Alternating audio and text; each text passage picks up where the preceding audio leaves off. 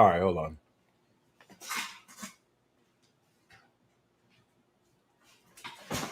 Ooh. All right, y'all. Welcome to the best part of these monthly offerings. Yes, you guessed it. The live pick a card reading. Oh. Yep. We back. 40 attack. Shout out to all you lovely, wonderful people. Okay. All right. I was circumcised at birth. Um I didn't I didn't have the option to tell my parents, don't circumcise me or circumcise me. Not that I would have known at that age. And, you know, how big? Don't worry about that. Don't worry about that. Yeah. It's it's super small. My shit small as fuck, boy.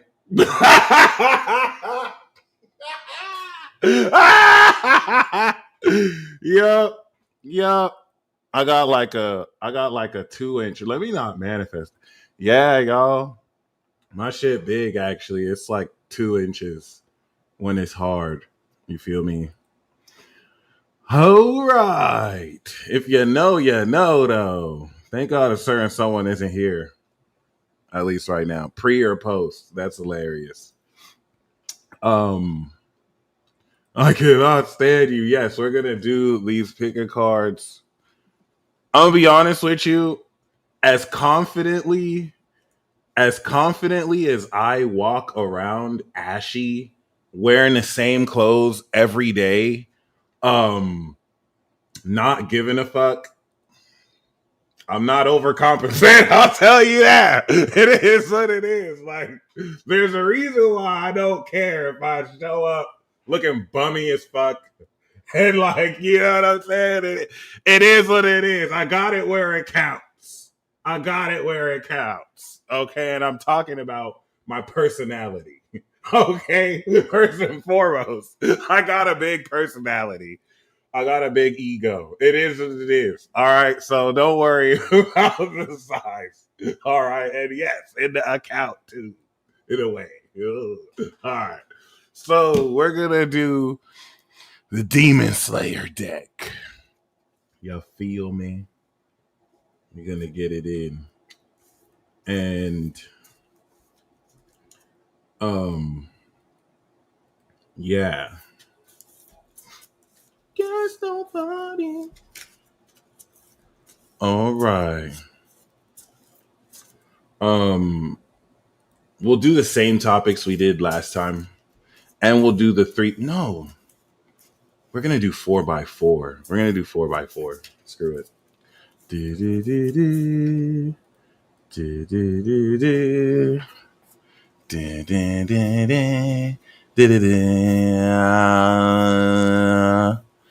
Da da da da da da da da. You ever have to go slow? Cause never mind. I was about to say some dumb shit. It is what it is. All right. And by dumb shit, I was gonna say, you know,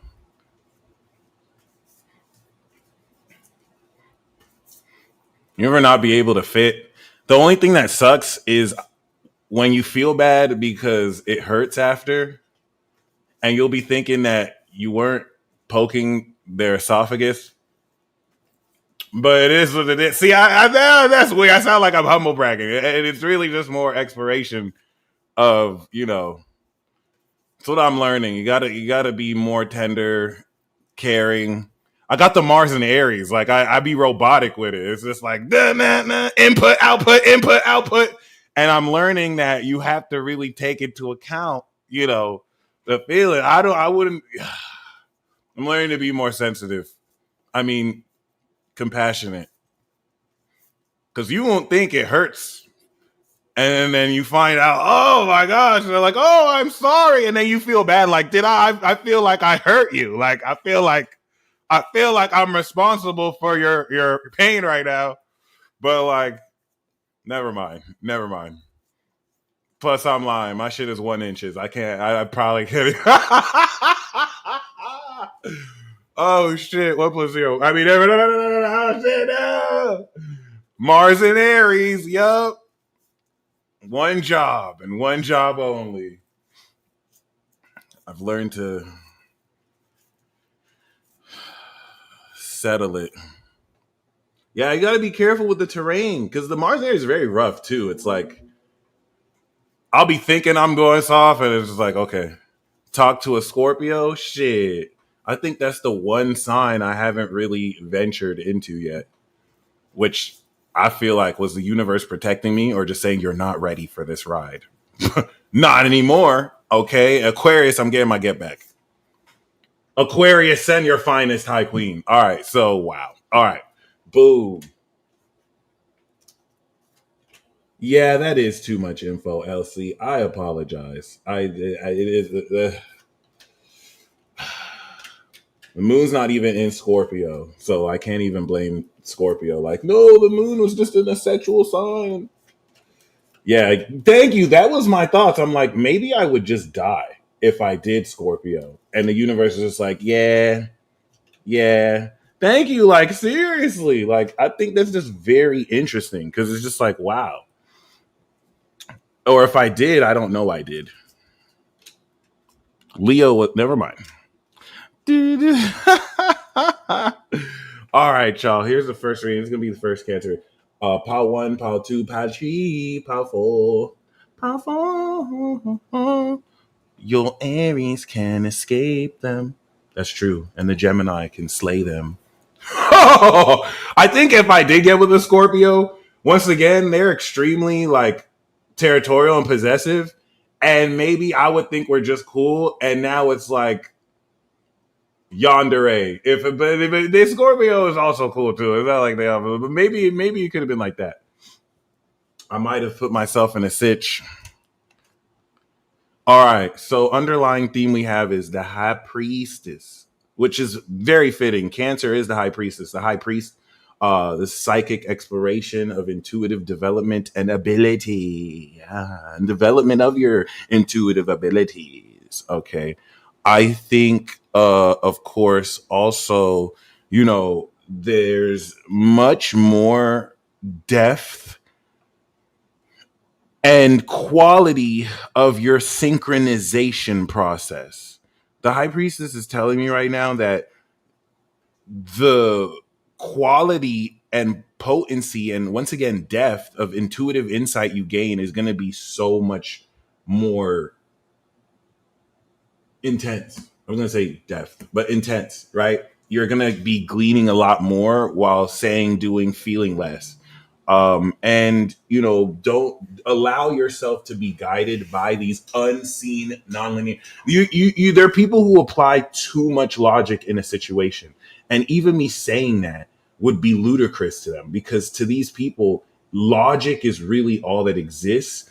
Elements of intuition, EQ, don't exist to these robotic like creatures. Okay, they drink oil, and I'm pretty robotic myself. I just have water. I have Cancer and Pisces, so I understand to a degree intuitive quality, not at the level of water signs, but not in a way that I have to put it in the box of logical constructs. Oh, you can't actually calculate this. You can't measure this. Well, silly. Not everything can be measured or quantified or is meant to be quantified because you can't put it's like sometimes people try and put incompatible software in a hardware that it doesn't run on. It doesn't run on the hardware. And then people say, see, it doesn't exist. And it's like, no, silly. You're using the wrong operating system. And when you talk about intuition, it's not dependent on systems. So be very mindful of that because you have people who are very gifted in a more yang, logical, and I put that in quotes, like objective nature, but like they don't recognize anything else. They don't recognize non-linear ways to arrive at a solution. They don't necessarily recognize irrational, illogical, subjective perspectives that can overlap with the objective. And we call these motherfuckers muggles. Okay. Now, whether they are or not, yes, we call these normies uh no, I'm joking. I'm making it worse right now. But like, yeah, um it's easy to just, say names and stuff like that. Not like they don't to us as well. But yeah, it's something to keep in mind. Don't go back and forwards with somebody who like it's the reason why this is important is you have the opposite side of this. Thank you. It's called imagination. Some people try to limit imagination. Some people try and treat your imagination like it's your critical brain. Your critical brain analyzes and sorts information, right? Some people expect you to approach imagining things logically. And that's how I know that person is fucking stupid. It's like if I can color out the lines, if I can imagine anything, why do my beliefs and imagination need to be realistic? Why do they have to make sense? In the context of a system with cultural values and social expectations with which you participate, this is where our working narrative of logic and knowledge is the rules a part of this participation. But the trick is people try and act as if that's all it is, as if there's not phenomena that exists outside this subjective box of objectivity, which is ultimately subjective because it's just a collective agreement. It's a bunch of people who agree on how to define and symbolize things with which even then people still don't fully agree. So have unlimited uninhibition to color outside the lines. Some of you will develop more your intuitive gifts if you just color outside the lines. You can color in the lines, and sometimes that includes being delusional, getting out your mind so you can find your mind. And this is where you're going to trigger those who are very rigid relative to what is this illusion of certainty. The biggest illusion we've ever given ourselves is certainty. Beings like ourselves who hallucinate our conscious reality and are not aware of more than 1% of the electromagnetic spectrum have lied to ourselves that we are certain about anything that happens in this world. Certainty is an illusion. Nobody really knows everything, but we can trick ourselves into believing that because we have consistency in analysis that produces the same results and support theories, which will trick us into believing that our perception of events is real when I would like to say it's far from that. I'm not going to say it's not real, obviously, because we've defined ontologically what real means to us and epistemologically how to know, and just open yourself up to realizing that that's not the case. Once again, the other side of this are people who try to use their intuition to scam people, try to use emotional intelligence as a way of deflecting or taking accountability. We all know people like that. Like, oh, my intuition told me, or oh, intuition and EQ is only as powerful as it is when it's supported by something objective and logical. It doesn't have to be logical, but your ability to translate it is what makes it real. And my point is, not everything has to be made real if you're willing to acknowledge what is subjective and what is objective. And that's where people who could be more rigid in their styles can put people in check who are too irrational. All right. But it's being extreme on either side. All right. You'll have people on the intuitive side say, oh, logic doesn't really matter. Stop being too logical. You have people on the logical side saying, oh, intuition is bullshit. Like you can't sense stuff. Both are retarded. Both. I'm not allowed to say that. Both are saying stupid things. Okay. Like you have a yin and a yang. You have an expressive physical part of yourself. You have an intangible, non-physical part of yourself that's governed by your mind. The water within you governed by your mind, imagination governed by your thought, and then the physical, all the people who love cars and working out and physical stuff, that's the earth, your body, that's fired by the fire within you. All right. Yin and yang. So especially in a Cancer season, just don't take serious those who are not in touch with their intuition. If you watch Bleach, it's like Zaraki Kenpachi, one of the most powerful captains who didn't even need to know his sword's name, but he didn't know his sword's name. He wasn't even complete within himself. As powerful as he was, he lost to a season one Ichigo who he could have folded easily, but Ichigo knew his sword's name. He fought with his sword. That's your intuition. That's your mind. All right. And intuition is not supposed to be some psychobabble, like magic potion that a lot of, the spiritual community has kind of set it up to be. Your intuition is just a faculty of your own intellect and your psyche.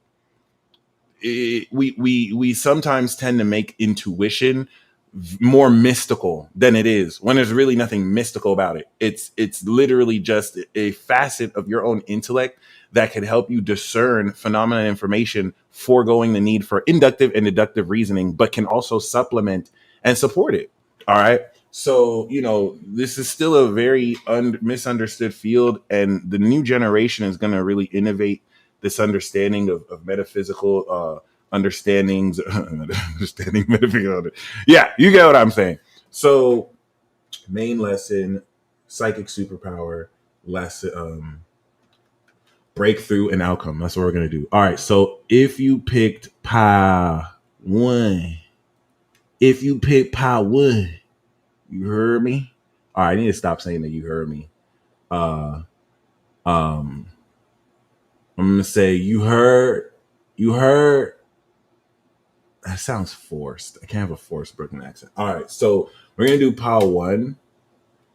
If you pick pile one, this is the lesson, or this is the main goal you are achieving this season. This is the main lesson you're going to really break through and understand, and yada, yada, yada, yada, bing, bong. Ooh! All right, pile one. This is a really good omen. So we starting this reading off powerfully. It's time to change this chair, by the way. This shit is all like broken. I had this chair since I moved here 2022, because shout out to you fam. Like, he saw that his lady was moving, and he asked if I wanted to buy her chair. So that's how I got this Marvel thing. But it's time for a new one, baby. It's time for a new one. I've worn this out. This chair has served me well. But yeah, pile one, we got the chariot, baby. So you guys, the lesson here is victory through willpower and determination. Not wishing for it, doing it. Not hoping for it, getting it fucking done. Not giving in a immediate gratification, right? And like, let's be nuanced here, because some people have false presuppositions when you pull a card, right? It's like, this is your future. This is what's going to happen to you, because you mistaken us for fraudulent fortune tellers, but you don't even know your chart ruler. Make it make sense. Yeah. That being said, pulling this chariot card doesn't mean just have willpower and determination and you're going to succeed. That's going to apply to everybody, regardless of whether you pull a tarot card or not. With the point of this is, if you pick pile one, this is the primary focus that you will be stepping into way more than other people. This is what, whereas other people may gain other lessons, this is what you're going to really harp on. And this is very powerful for you if you felt stuck, if you've been wanting momentum, if you've been wanting a forward integrative force that actually has you build traction, and you're going to be feeling like you're moving forward somewhere. All right. And this is very important, because some of you might be having deceptively little growth and not realizing that that incremental growth is huge. All right. That being said, this if you pick pile one, victory is your blessing. All right. And that's what I like about the chariot. It's not victory that has to come easy. It's victory that might require massive effort, that comes with so much more rewards for that effort. Not even like you're doing it for the rewards, versus just really being in the state and just doing it because that's what we do. All right. So I feel really good about this. And I think this is going to really, especially for anyone who's stagnant, or even if you're moving, just moving around and like feeling this sense of purpose moving forward is going to be glorious. So now, what is the psychic power you are activating? Now that we know that this theme of victory and determination is really being set here, right? This is like passing a finish line. What? Oh no way! What realistically is the supernatural, evolving psychic power, psychic faculty, psychic nature within you that you are activating? Oh, regardless of how people are about to find out that they don't want smoke with you. Okay. And I don't mean in this like wannabe gangster, like no one wants to fuck. Realistically, respectively, people are about to find out the hard way that, whatever they thought you were being kind or whatever, they will get clapped fucking with you. And you won't even know what happened. You would just been minding your business. People are about to find out that fucking with you, doing spells or talking behind your back, which is a witchcraft spell, that shit has consequences. They will have synchronicities knowing, yeah, we're their spirit team, bitch. We heard you talking shit. That's the whole Uranus and Gemini transit, by the way. Like it's innovating your own mental constructs. Now that Taurus is now unconventionally innovated the physiology of you tapping into extra dimensional energy and vibrations using your body as a tuner. What I just said now is fucking dumb. All right. Like realistically, in certain intellectual circles, I would get laughed at. Truth is the truth, though. And the power we have is the world. All right, Power One. You guys are clearly the most powerful power. This shit is crazy. Okay. Because not only do we know the lesson for you is to really maintain this momentum and actually push forward to get victory. You're activating God power. You are activating the power of God. So everyone is, of course, activating this power of their psyche. But for you, Power One, this power, this psychic nature of your power is completion and wholeness. There's a totality of everything with which you're going to gain and push forward with this activation. Okay. It's not like you're going to activate this facet of your power and then develop this later. There's a wholeness with which you're going to really, see yourself, break through on a global level. But because this is more so the power you're activating, some of you have contracts with certain deities, gods, celestials, universal level entities. You yourself may be a universal level collective, universal level entity, consciousness, soul. Okay. This I like how I want this to sound pretty sci-fi because that's the theme moving forward. With Uranus and Gemini and Pluto and Aquarius, we are officially walking away from traditional scientific concepts. And everyone individually will experience it. You're going to see massive breakthroughs in the scientific community and everywhere else as people are kind of realizing what we've always known for a while, but now have the literature to make sense of. And resurrecting old studies that spoke on this, but were suppressed for certain reasons or yada, yada, yada. That could be speculation. But this is huge, guys. The world card is talking about really having this universal sense of power.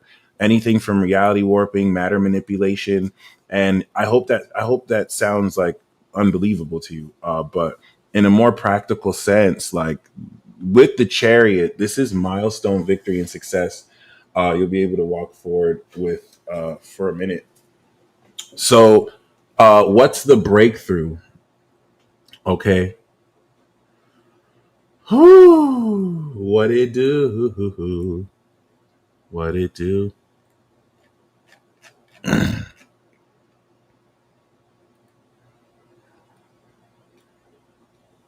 Marilyn knows. Um, Marilyn knows my shit is small as fuck. All right. I'm glad. I was when you asked that, I was like, oh shit.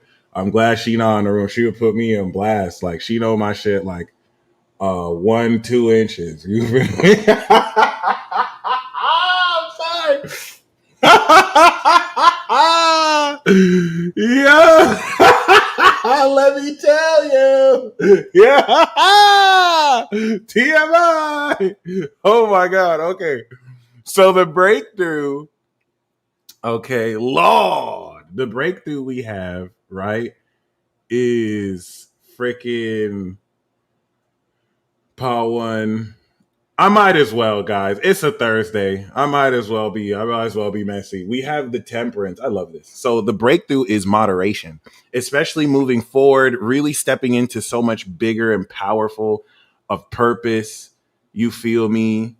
The temperance is going to enable you to really balance and bring into a fluid motion uh facets of what you're doing, especially if you're incorporating opposites. The temperance is really cool. It's a card of good management. So it's like you work for 12 hours and then you party for like all night, right? Or you're smoking cigarettes, but you're also doing yoga, right? Not the best example, but it is what it is. What? Marilyn, stop lying. You know my shit's small as fuck. You know my shit like this. Like I'm sorry. You know my shit. She's just saying that to make me look good, y'all. Don't listen to her. It is what it is. All right, so, but other than that, yes, the temperance card, bro. Take the W. Okay.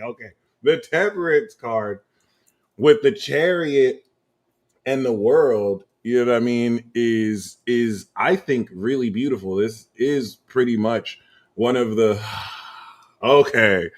Okay. It's cool. We getting a personal record, a personal best. The temperance card, I think, puts it together. It puts you in a position to realistically, oh my God, right? We'll manifest it. Puts me in a position, sorry if I sound distracted. It puts me in a position to realistically, not get scattered in focus. This is also alchemy, right? So there's polarizing opposites and whatnot, but I think I think especially because of the momentum needed, temperance is as a breakthrough tip and guidance is going to enable you to not only maintain this and sustain this, but to incorporate all sorts of stuff. The key thing with the temperance card is that, of course, you know what I mean.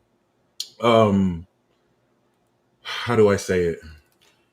It's not about going cold turkey. Once again, you're going to hear me say moderation, moderation, moderation, and you're going to find a way to do everything in moderation. And the outcome we have for Pile One is the Judgment card. So Pile One, this was very beautiful.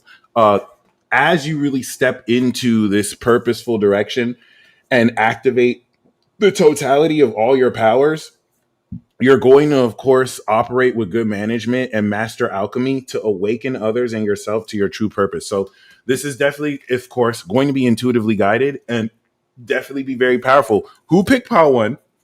Thank you for your patience, because I was definitely distracting myself. And yeah, um, I hope that you know what I mean, that really resonates with you and puts you in a position to capitalize. I think a lot of you are going to feel more purpose, you know what I mean, than ever. And I think that's beautiful to really kick off this Cancer season. Anyway, next we have Pile Dose. Okie dokie. Okie dokie artichoke. Thank you, Rainbow Channel.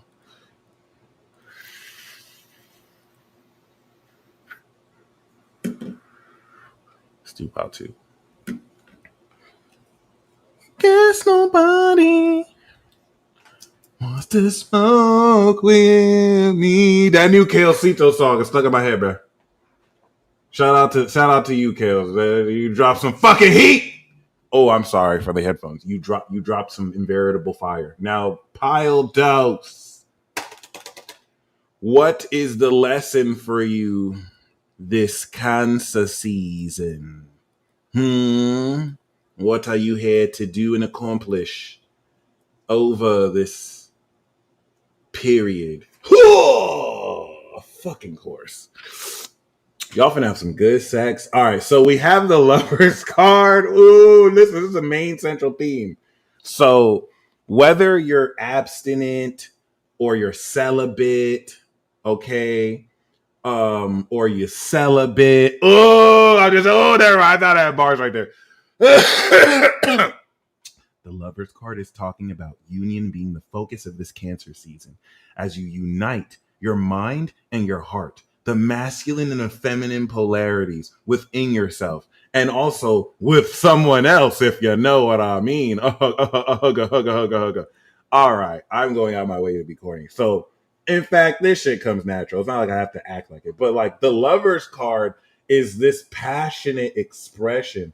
I'm picking up how to you're going to really uncover not only archetype, but like actual person or persons who are feeling you, but maybe due to a lack of communication on your part, theirs or both, or maybe they just didn't open up. Like you're going to be very surprised to realize that it's a green light with someone. You're not waiting for their advance. You're not necessarily like waiting for them to, start things. You can initiate. It really doesn't matter. But you're going to change the situation of maybe thinking that it was a red light with somebody when it was green the whole time.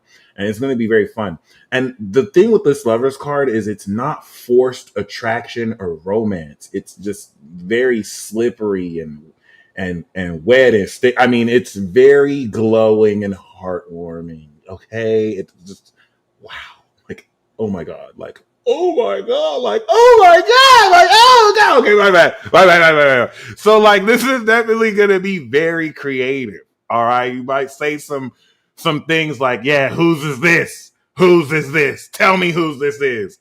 No, really, tell me whose package this is because it came in the mail and like I don't know, it doesn't have a name on it. Is this your package? Is it my package? All right, my bad. All right, so yeah, whose box is this? Right? Whose FedEx box is here? All right, anyway, yeah, some of you about to get laid, especially if you have it. All right, especially if maybe you've taken a break. All right, we're assuming it's all voluntarily, and none of this is like involuntary celibacy or anything. Like, but it is what it is. All right. Sometimes we gotta tell ourselves that no, this is voluntary, bro. I'm just taking a break. Like, I'm just not able to. I just don't want to in the moment. It's not like I can if I don't want to. No, we don't worry. We're just gonna assume you don't feel like it. Okay, so the Lover's card here is really dope. This is a central theme to Cancer season this season. Okay, and the Lover's card is always a choice. Do you feel me? Like you want to put yourself in a position to realistically, you know, make the choice to actually love, make the choice to open your heart. You have options, but even if it's just one choice, it's more like the choice to actually open up. And that's the thing, right? When it comes to love, I choose to love you. Love is something that in a daily way you choose to love your partner and each other. And regardless of what they do, how they may act, obviously respect your boundaries, don't accept less than your worth. But it's a choice every moment to moment, and you become more powerful by aligning with this choice. Cool. What is this psychic power you're activating? Woo! All right, this is some really good. So like passion, it could be romance, but love is like a central theme for you. This is amplifying and magnifying it. Your powers are the powers of light that bring clarity, but that's like a Disney ass interpretation. If you think about how nuclear the sun is the sun nuclear? I really just said that because I felt like it's an intense energy. Anyway, if you think about how powerful and intense the sun is, I'm a globetard. I'm so dumb. I'm a globetard. I have the audacity to believe the sun is like 93 million miles away and not in a firmament and dome. Like, how fucking dumb am I? But like that being said, whether it's in a dome or not, This activation of power is going to put you in a position to feel so good about yourself. So good about yourself. Okay. And that's going to be one of the signs you're activating it. When Pile 1 activates their psychic power, they feel complete and whole in themselves. It ties things together, brings things full circle. When you activate your psychic powers, it adds so much joy to the situation. It's exhilarating. And I think, yeah, the sun does nuclear fission. So there's an intensity to the activation of this that can burn ever brighter. And I think when it comes to your psychic power, you're able to bring light to situations. You're able to discern things that are hidden in the dark, literally and figuratively. All right. That being said, it coming with the lovers is a huge look. So now we know that this is something that's going to bring a lot of joy. All right. Ooh la la la. La la la la la la la la la la. And this is a back stretch. I don't know what you guys were thinking this was. I'm just stretching my back because it's like, ooh, okay. Oh, I don't know where your mind's at. Okay, but like, other than that, the breakthrough advice and guidance, if you was cool enough to pick pile 2, you know what I'm saying? Boom! Oh my God, pile 2. Look, I'm gonna be honest with you. I didn't think anyone was gonna top 1. Pause. I didn't think anyone was going to surpass 1. And 2 is like, what? We can hang with them. We can hang with them. We can hang with them. This is Gemini fun on Leo steroids. Literally. Literally. We got the star. The breakthrough is that you're fucking famous, Patu. Like the breakthrough is for you to understand you are a fucking star walking on this earth, like the star that lights up our solar system.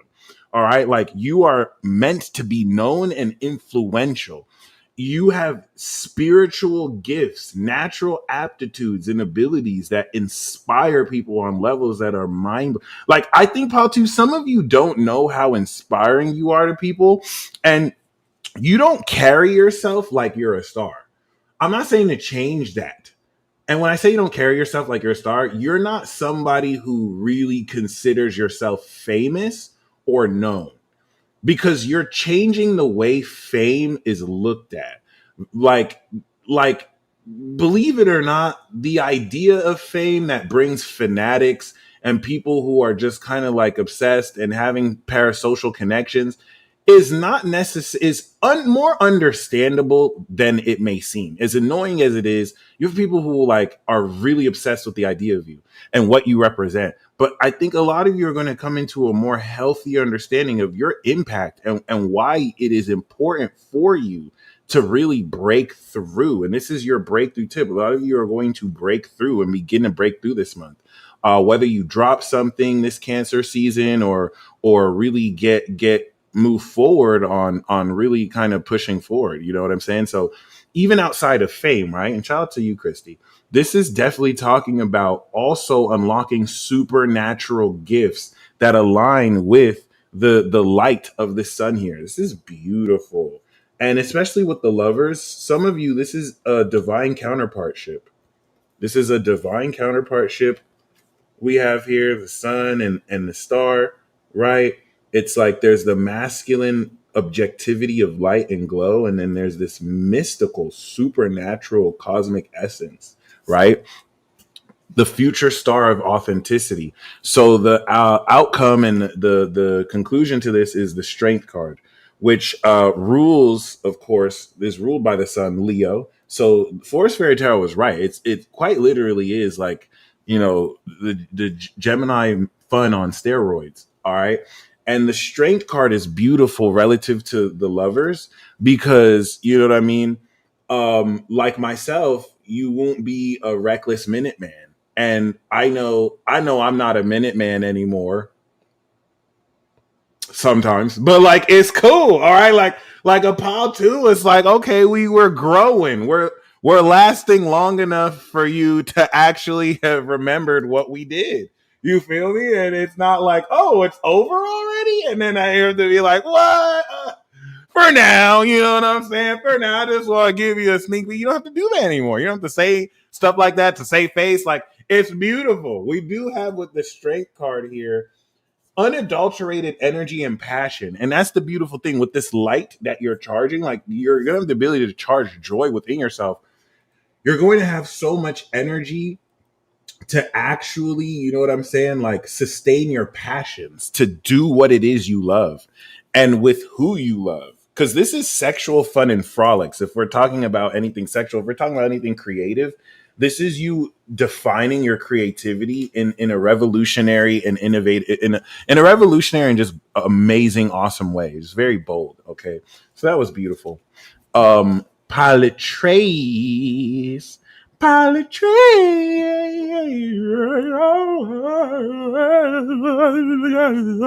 Jesus Christ. I'm such a good singer. Yes, Nikki D, it has progressed in the tour, so I'm building stamina. And it is teaching me you do have to go slow, Peace Dealer. As much as you like to go fast like a fucking savage, you do have to actually care about the person you're doing and not really just be a robot.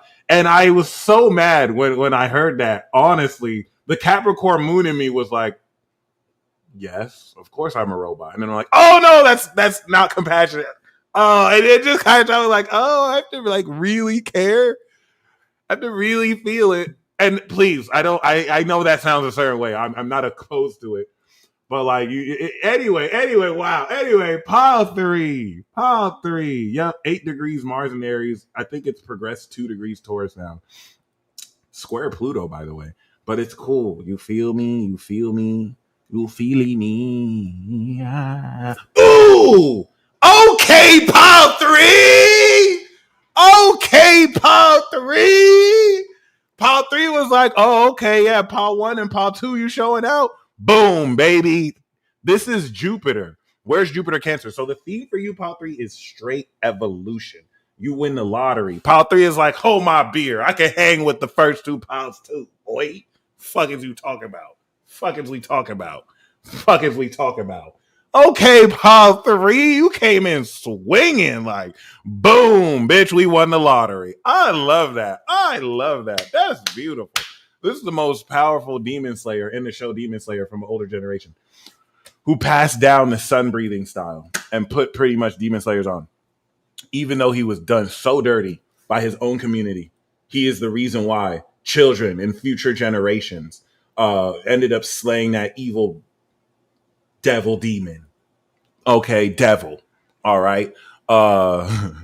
And take that analogy for what it will. But yeah, the Wheel of Fortune is being at the right place at the right time. You must not tempt fate. Play with, like, flirt with destiny.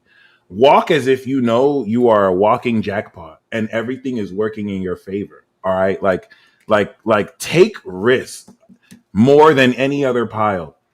Some of those risks may not work out, only to work out because you took the risk. Don't get so attached to the outcome, basically. It's like, I'm gonna fucking, freely take risks and test my luck, right? And boom, I spent $100 on a roulette wheel and I played Black 13, boom, it hit like red 16, right? But I'm like, it's cool. I'm still a jackpot. I'm walking out from the casino. I lost that hand, by the way. It's just because I played that hand, I met someone on the way out of the casino. And after a conversation, this person has hooked me up with the $5 million contract. Just like that. We're going to have the meeting. So do you now see how your luck, do you now see how your fortune is not limited to outcomes or circumstances? It's all within you. You felt like, oh, luck to me means I'm going to hit this roulette wheel because I'm going to get a lot of money here. And if I don't get that, then I wasn't lucky. No. You're the luck. You're the luck. Like, once you kind of understand that, you realize you're unfuckwittable. You realize that a loss is not really a loss, and a win is not a win is a win and a loss is a loss. But you realize that, losses could lead to wins directly, indirectly. Wins could be some of the worst things to ever happen. That's what made me respect success. And that's the beautiful thing about the Wheel of Fortune. This is Lady Fortuna. Lady Fortuna, and I'm quoting and paraphrasing, most people would think is one of the hugest bitches ever. Like, one of the most cruel essences ever, because with Lady Fortuna, you could be up and that wheel can turn, and you lose everything as quickly as you got it. Okay. So that's where, like, sometimes in life, your success could be the worst thing that ever happened to you. Some people end up ruined because they couldn't manage their success. And it made me realize that, like, even being successful isn't something that you can just relax and fall into and let happen. It's something you have to actually manage so that it does not take you over. You don't get burnt out. Consequences from coming into expansion don't come back to bite you, like winning the lottery and then connecting with people who want to kill you because they were able to gain your trust, like stuff like that. So the wheel of fortune is going to be really expanding, upgrading. You're going to be upgrading others. You're going to be upgrading. You know what I'm saying? Like this is there's a sense of, being aligned with destiny and walking into the store right as you were thinking of an old friend, and now they're in the store and now they have an opportunity that you were thinking you wanted. Like stuff like synchronous stuff like that is never just coincidence. We can still call it a coincidence, but we can say that coincidence is meaningful, and not everything has to mean something. But this means you up. You are up. What is the psychic power you're activating? Let's go. Okay, pile three. Okay, pile three. Pile three was like, what? You think I don't got any left because of pile one and two? And that's your energy. You're standing on your own. It's like you're pile three. I get the sense that you can stand with powerful people and not feel like you're indebted to them, you're trying to follow them, or that they need to follow you. It's like you do you. I'm good. Like I can make my own opportunities. Pile three, you guys are the most magic pile. Your psychic power is expressed through your cognition and brain processing that allows you to imagine your solutions, MacGyver scenarios, and like quite literally manifest your thoughts into reality. And this is expanding the room with which you can work your magic. So yours is like simple law of assumption. Whatever you're thinking, whatever you're saying, whatever you're telling to yourself, that's what it is. And that requires more responsibility than some people who don't like to take accountability for their thoughts and feelings and blame external environments for why they're experiencing what they're experiencing. When you realize, no, I am the architect of my own fucking destiny and reality. If I'm in a situation I don't like, I can change it. Nobody has power over me. No decision that people make can stop me from getting done what I need done. And that's what makes you a motherfucker, pile three. That's what makes you impossible to hold and chain down and to have give up, because you know the real time, your thoughts, your moods, your mind, mentifery actually warps reality in alignment with the truths and the axioms that you represent. Okay. So I'd say pile one is the most magical. Pile two is the most sexy. And pile three is the most magic. Okay, so what is the breakthrough tip? We have the hangman. And this is such a beautiful message. Remember, the Wheel of Fortune is about aligning with destiny and fate. And there's a way that we can try and quantify it. This is what, if we found out that, oh, I do have the ability to, know certain things when I want, we would try and, which is reasonable. And actually, I know I would, right? We would try to like quantify that. Okay, how consistently can we produce this result? How can we replicate this so that I'm using this intangible power in a way? And that's not how it works. You have to surrender. The idea that you have to control that comes from a false presupposition that it's not already always on and emanating from you. And you have to let go of the need to try and control your fate, because it's all like you've already had that handled. The hangman is going to completely transform your perspective around your magic crafting. Because if you pick pile three, chances are you're doing too much. You're trying to like do too much to affect what you want when you did it once and that was more than enough. It's like have you ever cooked, just flow, have you ever cooked a meal and you like put a condiment in it and you think, no, that's not enough. And you put more, and then you mix in and you put more, and then you eat the meal and, oh, that's too much, because you're so concentrated. You just need that small little dash, and it's going to carry the flavor through. I think some of you don't realize your energy consistency or the potency of your brain is so much more intense. And that could be because you're around others who don't operate at that frequency. And I don't want to put a hierarchy, like they're not on your level. It's just that certain things you're open to, certain things you expand into, they're too limited. They cannot process at your speed. Okay. Certain things that are ambitious for you are to them are too much. You're doing too much. You're going too far. And it's not that you're going too far. They can't really see your vision. Like, they're dreaming way too small.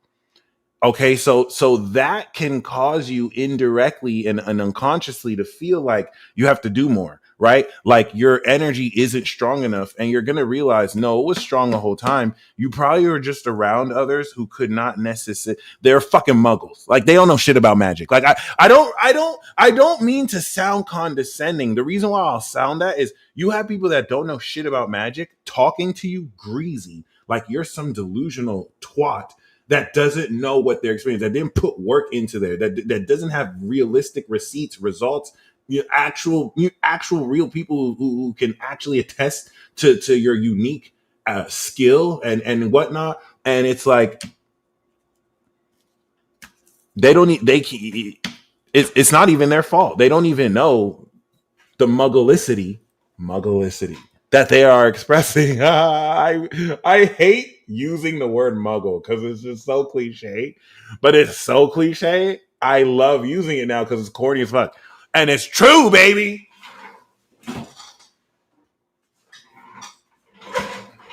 We are the anti-muggle coalition. No, I'm just joking. These monkeys, these non-sorcerers.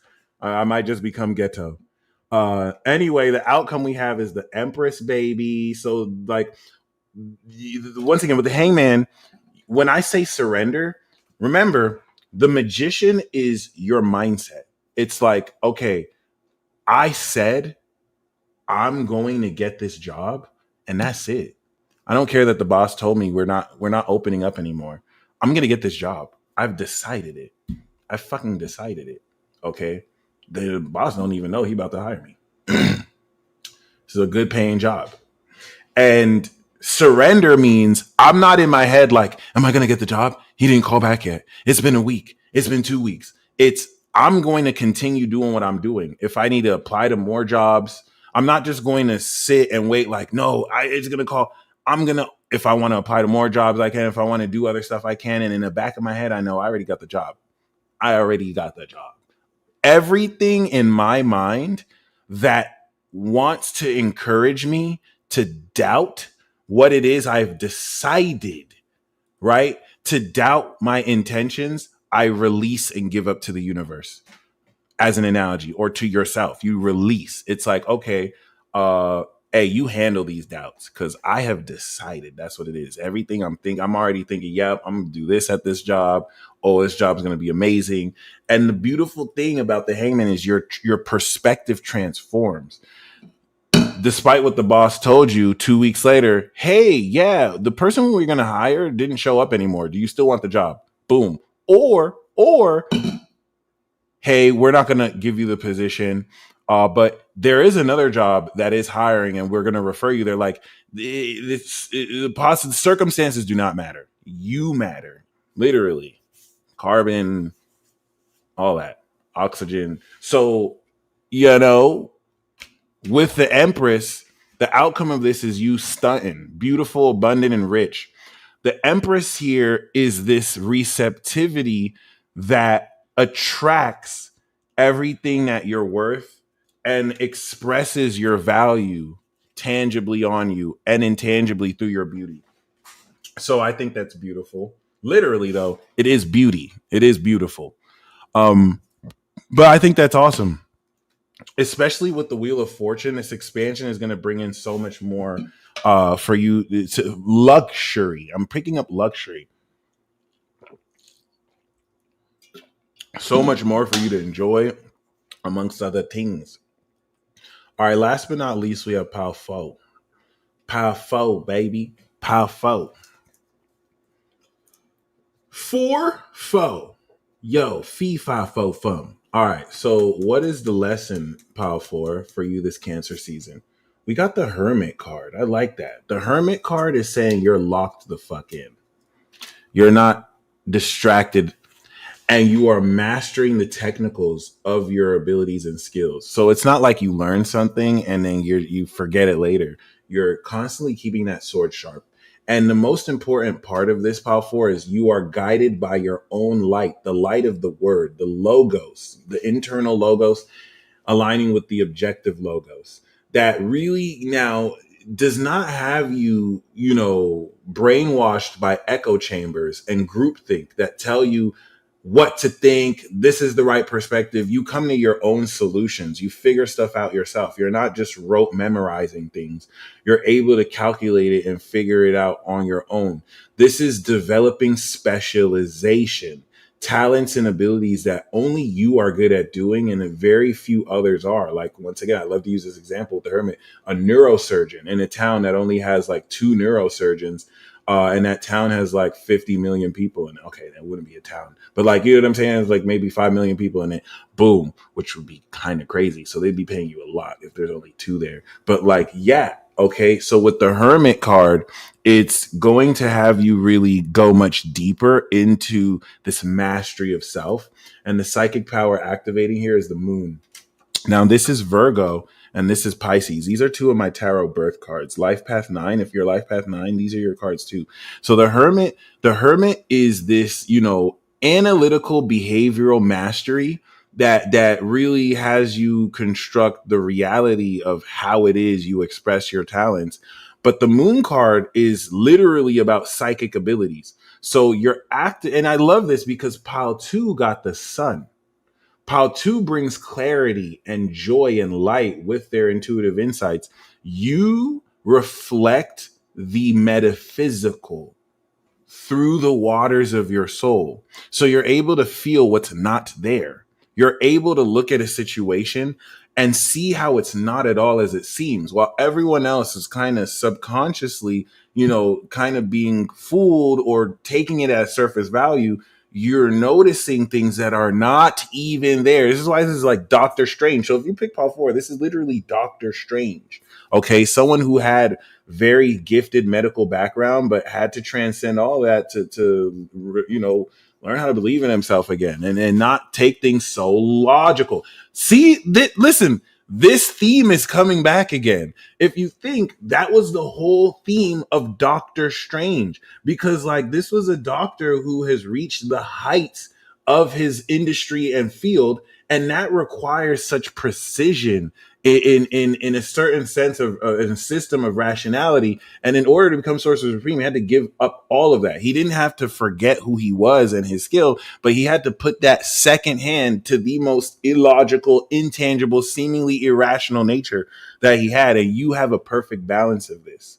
Okay. The Moon card is talking about being able to use your dreams, especially with the High Priestess. This supercharges your intuition. So it's not like a vague dream. Like you had a dream last night that your friend was going to call you up, telling you some really shady news. And now your friend is calling you and you're like, you have some really weird shit to tell me. And it's like, how did you know I had a dream of it? Like, it's on point.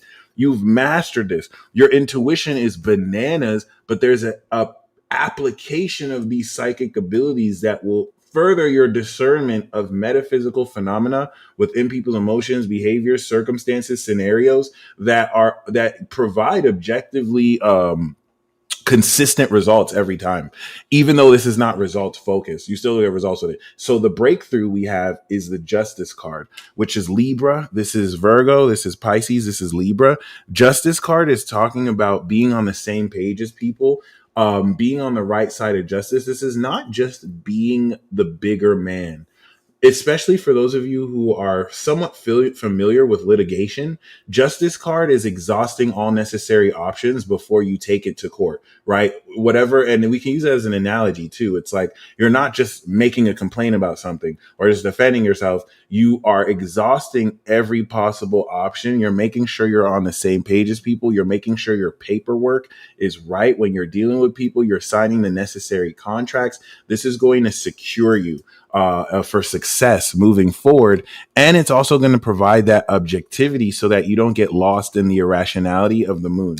Because, of course, with the moon, it does enhance these psychic abilities, but through delusion, through illusion, because once again, this is nonlinear and metaphysical. It's beyond the physical. So it does not rely on your critical mind that sorts and filters and analyzes. This strictly believes. And it could be easy to get lost in the fears of your own subconscious because now you're taking certain intuitions more seriously than they should.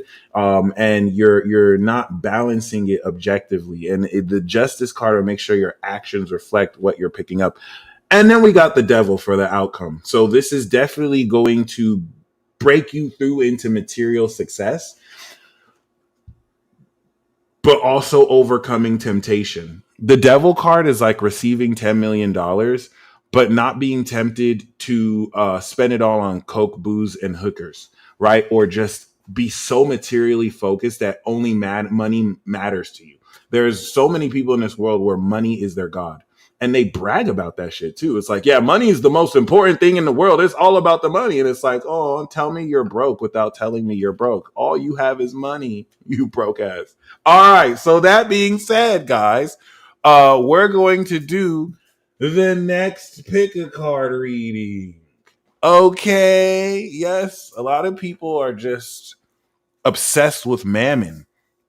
And old souls who have lived multiple lifetimes, if you know Mammon was never as popular. Like there's certain gods or eternal concepts that are way more popular now that were never that popular back then. Like Mammon was a little boy. You feel me? Mammon was not really that like money and value have always been huge. Don't get it twisted. Like the financial systems have existed for longer than we know, whether through bartering or not. But Mammon was not really big like that. And then imagine coming back and you see, oh, everyone's all on Mammon. It's like, what? It's like that person in high school that wasn't really, I don't even want to say popular. Like they weren't really like that. And now in adulthood, they're all super popular and they feel like, yeah, I was always that dude. It's like, you were not that guy, fam. Like we were low key bullying you back then too. Like you were like, now you got a big ego and stuff like that. It is what it is. But I always like that joke. I always like to say that. So yes. And I love that. I just need money to do some Bruce Wayne Iron Man type shit. I think it's important to know that we don't hate money. We don't hate money. Okay, we're not these super spiritual type of people. Like, no, dude, money isn't even needed. Like, you're spiritually rich, dude. Like, you're rich in spirit. No, the whole notion of what we're saying is money should never ever be your god. Money should never be your god. You're probably a lame if you worship money. Money should be your bitch. Money should be your bitch. Money should be something you command because it's like, boom. If you're approaching money in a sense where, oh, I wish I could have that. You think at a certain sense, some fiat paper currency that is subjectively assigned value based on how people feel and what it's worth and other such ridiculous means is bigger than you. No, money is your bitch. Look at people who are rich. Look at people who aren't. People who are not rich treat money like it's all they need. People who are rich treat money like it ain't shit, because it's not. Doesn't mean that it doesn't hold an importance to them. It can reflect the value of their assets or what they've earned, but it's your bitch, period. It's my bitch to a point where if I had to give that shit up, it ain't nothing. I can make that shit back. I command it. That's all we're saying.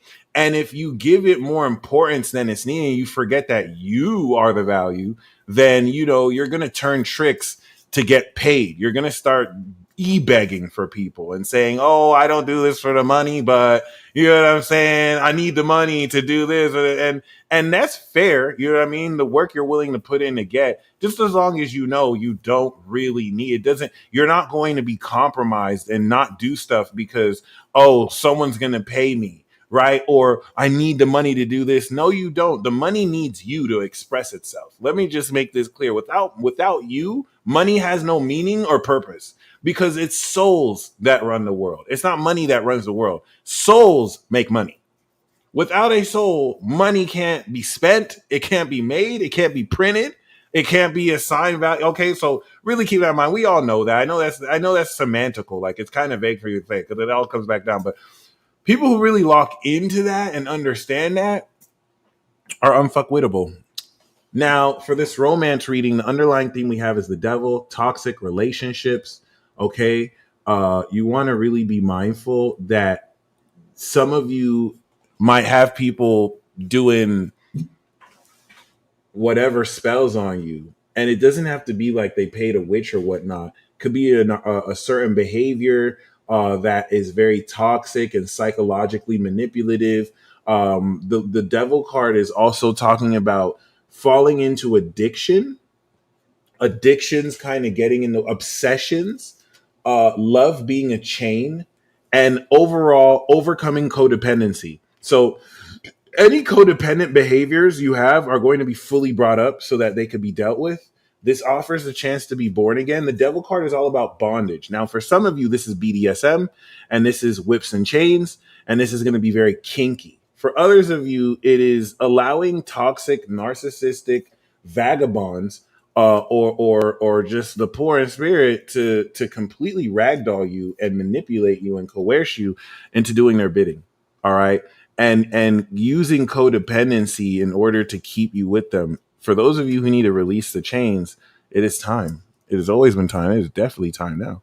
All right. So that being said, um, other than that, this is just like tantalizingly just exquisite sex. So keep that in mind too. The devil card could be a rager when it needs to be, but don't let that create addictions and obsessions that actually chain you more than free you. All right. Um, the devil will tempt you to feel like something is liberating when it's actually actively destroying you. All right, Power One. Could the devil card also be Luciferian spirit guides? I mean, I'm sure it's possible. Um, I'm going to just stick with that basic interpretation. But when I pull these cards, I want you to be the judge. And that's something I want to kind of reinforce. I'm just an NPC on your RPG adventure that you came to this video and summoned me. All right. You clicked A on this video, and all I'm asking you to do is pick a card, but the interpretation is yours to leave with. So I'm going to share my perspective and tell you what I see, but you want to, of course, make it into your own interpretation. Really good question. So, Pal One, we're going to do romantic theme or love life message, archetype and partner, sex breakthrough, outcome. So love message is the hangman. Yeah, pile one. Um, I feel like if you're up in the air with somebody, if you're obsessively codependent with somebody, if you're wanting pile one, you kind of have to fully surrender and let go. There's certain details, understandings, aspects. Your understanding of love is going to completely transform. It's like the way you're approaching romance and love right now is getting ready to become like a butterfly. But in a chrysalis state, the chrysalis does not understand what it's like to fly like a butterfly. So there's a way a caterpillar or a chrysalis can approach love that a butterfly is going to approach very differently, and you have to allow the situation to unfold. Paul, one, I'm picking up for you that there's certain things you think you have to do that you really don't have to do because it's already done. And until you kind of allow that perspective to shift, which you're not going to have to wait for, it's all going to happen right now. It's going to completely transform your spirituality, your personality, And the hangman here is almost pretty much telling you there's nothing you have to do. I think part one, this is important if you feel like you have to do something. Like, oh, if I do this, I'll get love, or I can get with this if I do this. And it's like, nah, son, nah, just chill. What is it that you want? What is it that you've decided you want? That's it. Let it happen. Let it happen. Part one, if you try and force things a lot too, the universe is telling you to sit down, like relax, like we got this. We got this. All right. And a classic example of this is like feeling so obsessively, especially with the devil card, that someone is your soulmate, right? And you're stuck on an image of them, and then you realize, oh wow, this person has like all the STDs. Like all my attempts to try and bed them have been met with failure. And you're thinking, wow, I can't get what I want. But then you realize, oh yeah, by the way, that person has like incurable like STD. Like, that person has like super herpes. And now your perspective is changed. Like, wow, like actually it's probably a good thing that I didn't get what I wanted. You know what I'm saying? Like, that's a horrible example, but it's just letting you know that like sticking to the decision you're making, and surrendering to anything other than that, you want to really let go of anything you feel like can go wrong. Shout out to Big Jupiter. All right. I love that. So just be mindful of that. This is definitely going to turn around for you. Now, the next card we have. Okay, so what's the archetype? What's the romantic archetype? What's for an existing partner or someone you may get with? We got the sun. So you get with the main character. There's main character energy associated with your next significant relationship. The sun card is going to also shine from this previous surrender and maybe feeling somewhat stuck. So the sun card is beautiful. For a romantic archetype, this is someone who lights up your fucking life. They have main character energy. They're very warm, right? They want everyone to be happy, but not in like a optimistic Pollyanna way. You know what I mean? It's just more so in a sense where there's so much happiness. And listen, this is where the devil card comes in.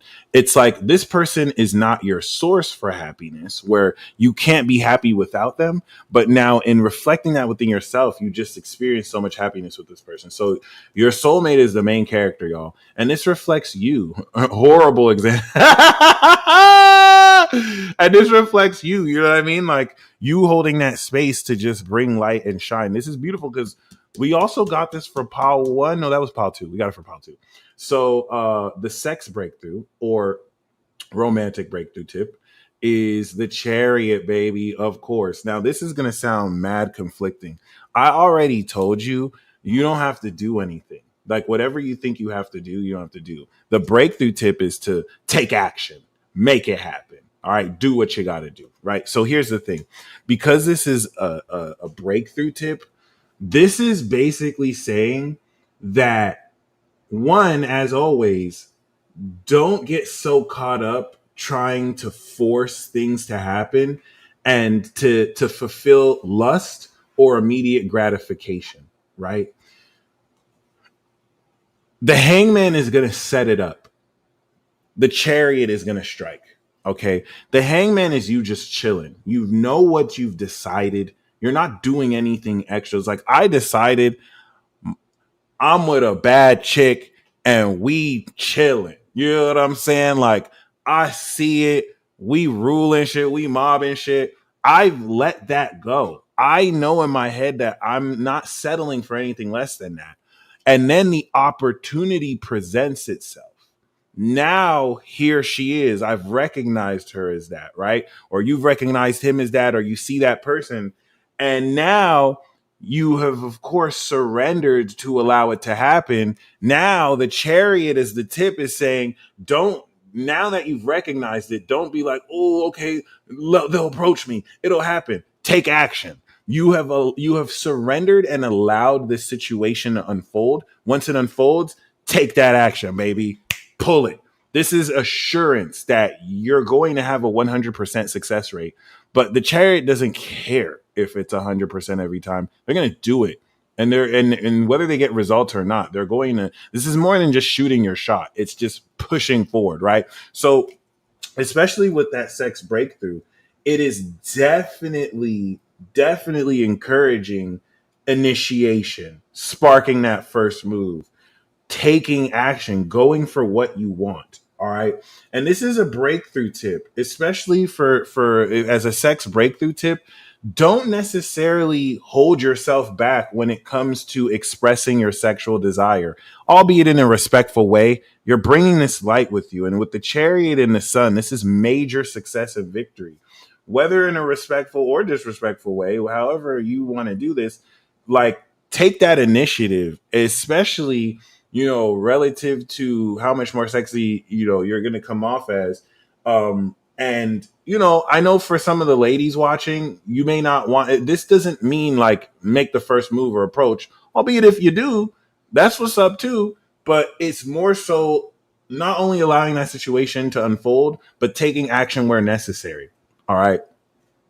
Yeah, it's very difficult for Cardinals because you guys are motors. Even me with my moon and cap, like it's like you always have to do, and that's where you always get stuck at just running in the walls. Because contrary to popular belief, doing is not really how the shit works. You just end up doing too much, overconsumption, overproduction, and it's all about balancing, doing, energizing, be. It's about being. It's about being, but people are too focused with doing. You gotta be. You have to be. I notice the most powerful women always make the first move consistently, and that's when I realized that action is done by the powerful. Powerful men and powerful women initiate. It's less to do about like, oh, does the man or woman do it? It's, are you powerful? From experience, I have Mars and Aries. I take reckless shots. I have no problem making the first move, but I've realized like powerful women always shoot their shot, and it's always sexy too. Like there's a confidence with them. Powerful women will never wait for a man. Like they're going to let you know what they like and do it. That's how I've met certain people, and it's always dope. I've also made the first move and shared what I like too, and that's also fun as well. Like I think there's an exhilaration to that. But like, yeah, regardless of whether you're a man or a woman, if you're powerful, you will initiate, because the powerful get what they want, or they allow it to happen. It's something I've definitely realized. It's the weak, it's the sensitive that are in their head like, oh, should I go first? Should they go first? I'm waiting for that person to come to me or whatnot. No one powerful waits for anything. They make it happen. Let that be a bar, my friend.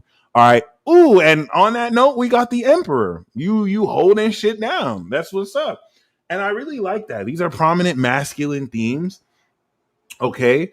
For any ladies watching this, this is the archetype of your partner. They are a go-getter, they are a main character, and they got their motherfucking shit together. They have rulership and authority.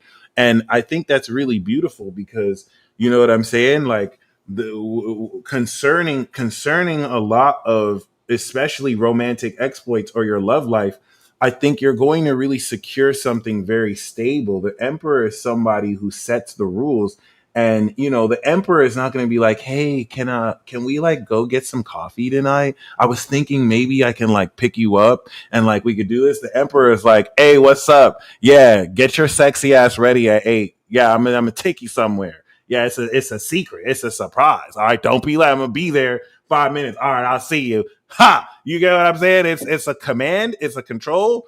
It's not over control, but it's a command.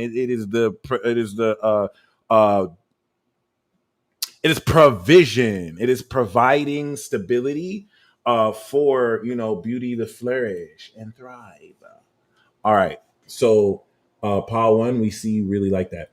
And that's the thing, like the outcome for Pile One is you're going to feel more in control. This is going to be beautiful for those of you who've never really felt in control of your love life, who've never really like people who feel like, oh, I can only get with someone if they like me.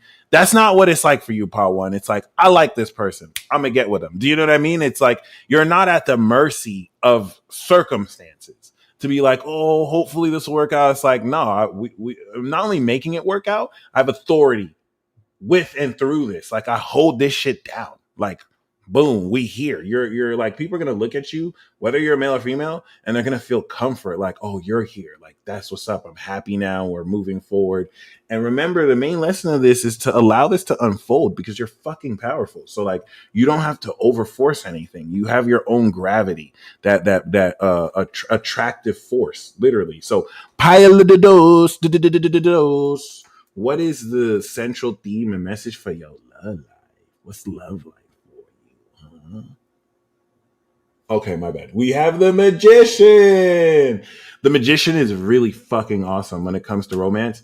This is you connecting with your most compatible soulmate. So, unlike Paw 1, whose central theme is surrender and transformation and awakening through that surrender, Paw 2 is the demonstration of your talents and skills. When it comes to romance, Paw 2, you're connecting with your most compatible soulmate. You're either already in a relationship with this person who you can talk like yourself. You can be fully yourself. It's beyond just being fully understood. This is the one for you. And the lesson here is realizing that you are that one for that person.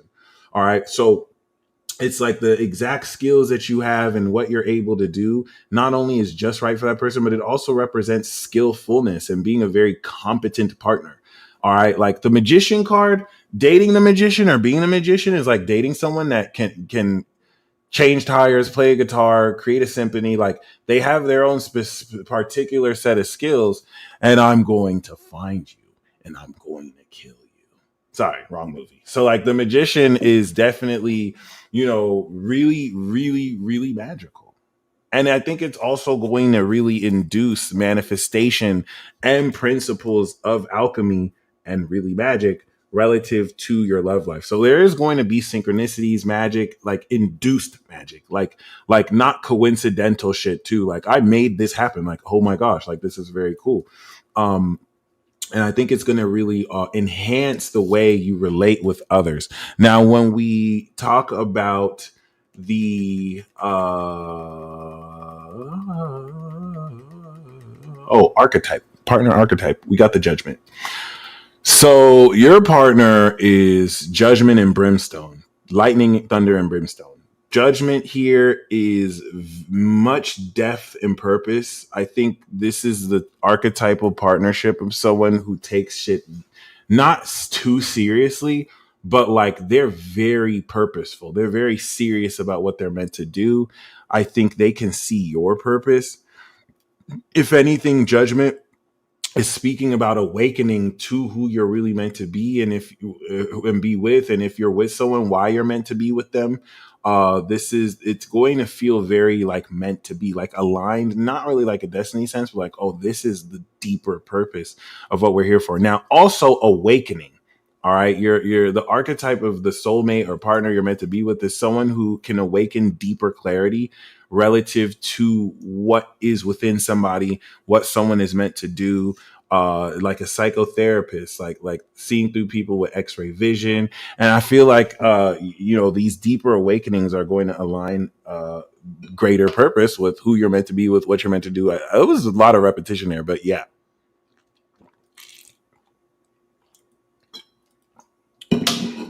So the sex breakthrough, romantic breakthrough advice is the Hierophant. This is beautiful. So this is counterintuitive too, especially from anywhere from a one night stand to, faithful, committed sex or sharing your bodily fluids and whatnot. What's interesting about this is what are your values? The Hierophant is a marriage card. It's an organization card, right? That's going to represent, facilities and knowledge, within like research institutions and a church or a gang, but it's values at its core. It's doing things by the book, but it's values. Do you value, do you share your values with who you're connecting with? Okay. Because if you have any issues with someone during sex or in relationships with someone, you might have skipped past the fact that they have values that are very contrary to yours. Okay. obviously this is like basics 101, especially when it comes to marriage, but it's an exceptional focus for you because I think that could also be a way to connect with someone you're having a difficult time connecting with. If you both can compromise on certain values you at least agree with, that's actually going to be a great place for you to build. And it's also speaking on you standing on your own values as well, and the importance of doing such. Where if you're not necessarily doing so, it's going to highly impede on you developing anything fruitful with others, because you're going to blow by the wayside. And really, you get what I'm saying. Like with Paul too, maybe you might not hit it off with someone because they don't connect with your values, and that's going to be a net positive for you. Okay, versus and not compromising if you know, in ways that don't fully recognize what it is you value. So you're not giving that up in order to have sex with someone or in order to be with somebody. Okay, that's, and for that to be a breakthrough, that's amazing. And for some of you, it is saying tie the knot. You know, get into something steady, consistent, maybe marriage, arranged or free or whatever. The outcome we have is the Lovers card. Okay, so you got the romance card and the romance reading. So this does once again kind of suggest, you know, having a very deep union with the one. And especially with Judgment, it's like, it's pretty much like you're going to manifest your number one most compatible soulmate, realize what you're meant to do together, and like come into a very committed connection. All right. The Lover with the love and the passion flowing. And I don't like to make this strictly romantic. This could really just also speak on in your interpersonal, you know, relationships, really being able to fluidly communicate and just tap in deeper with people, feel stronger with people. So, so pile trace, yeah. Woo. What do we got? Pile 3, the central theme of romance and love for you this Cancer season is the Fool card. Be very open to people from different walks of life, cultures, and people who are into stuff you're not really into or open to.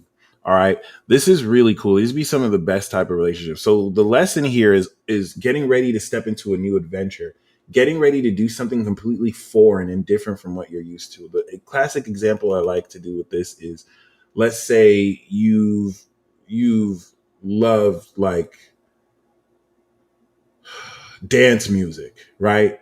All you've known was house music, electronic music. Your last girlfriends or boyfriends, you know, you had a shared love of EDM, and you would always go to the EDM festivals. Like you're usually used to going to the last EDM festival you went with your ex partner. You know what I'm saying? But now you met someone new, and like they're totally into um like classical jazz, right? They're totally into like opera music. They're totally into music that you personally wouldn't go out your way to listen to, right? And it's not like you're opposed to it, or for some of you, you could be, right? And now it's like, you know what I mean? Oh, wow. Like I got invited to go to this opera house, right? And it's a different change of tempo from the boof, boof, boof, I don't know. That was supposed to be EDM. I was like, but like, you feel me? Like, it's not just the dance music you're used to. You're going in there. Everyone is all dressed right. They got the, okay. I don't know why I tried to do that. Actually, that should be opera sing. That was kind of sexy. But like, yes, it's like opening you up to new experiences. And now you don't know what to expect.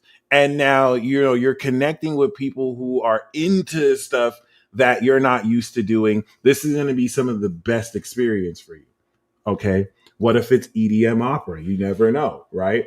Regardless, even if that person likes the stuff you like, keep an open mind. It is imperative you keep an open mind. It is imperative you open up to this awakening, especially with the Fool card. You could be connecting with someone who's youthful in spirit, or in a sense where, you know what I mean,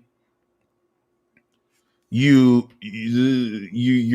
attracting a more seemingly cuckoo. There's going to be a lot of innovation also. The way you approach love and romance is going to be unique and incorporate themes that are not traditional at all. And that's another thing, pile three. If you pick pile three, whether you're aware or not, you may be approaching relationships traditionally, and that may be shooting you in the foot. That doesn't mean you still can't have anything traditional, by the way. So, like, if you want it, cool, but like, you may be approaching certain things traditionally, like your parents, your grandparents, like society traditionally or conventionally does, and you're going to realize that that is not how you're supposed to approach this. Even if you want to go ahead and do something like have a traditional wedding, you're being called to incorporate something innovative, make it a little different. You can still have those traditional values, but you're going to be pushed to take a leap of faith, to add a twist to it, add some unconventional variable or element to it that makes it unique. You know what I'm saying?